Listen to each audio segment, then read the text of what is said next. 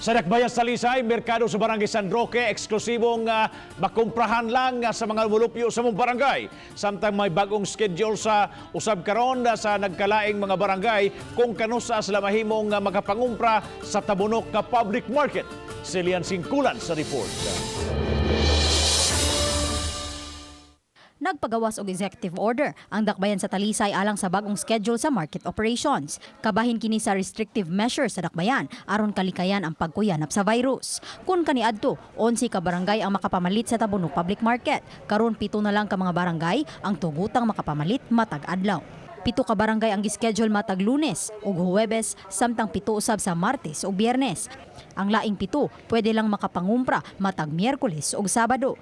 Gilatid usab sa executive order nga bukas lang kini sa adlawng Lunes hangtod Sabado.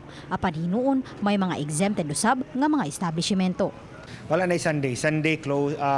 Starting this Sunday, it will be a closed day para sa markets, supermarkets, pag magpabilin ang some exemptions like the hospitals, medical clinics, and pharmacies. Samtang ang public market sa Barangay San Roque, bugtong mga mulupyo sa barangay ang tugutang makapangumpra.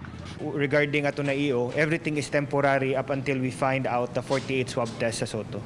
Uban ni Renate Quiñones, Lian Singkulan, Balitang Basta.